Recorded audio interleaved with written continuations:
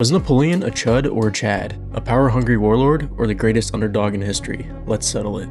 First, the chud attributes, and there's a lot. For over a decade his war set the entire continent on fire. We're talking millions dead, from Spain to Egypt to the gates of Moscow.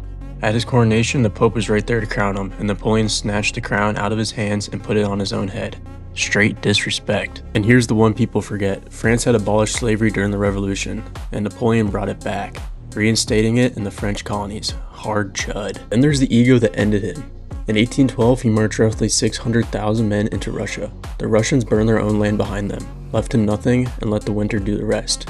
Of that massive army, only a fraction crawled back out alive. He almost lost everything, for nothing. That's a historic amount of L's. But here's his Chad side. He wasn't born a royal. He was a broke kid from Corsica who rose to rule an empire on pure talent. He was a military genius who rewrote the rulebook of war and the Napoleonic Code. His legal system, modernizing law for millions, and still shapes courts around the world today. Centuries later, we're still studying him. So what's the verdict? Look, he was a power-hungry warlord, and we're not excusing it. But a broke kid from Corsica who conquered Europe on raw talent, rewrote war itself, and left behind a legal code we still use centuries later? Be honest, that's not a guy you call a loser. And for that reason, I'm putting him as Chad.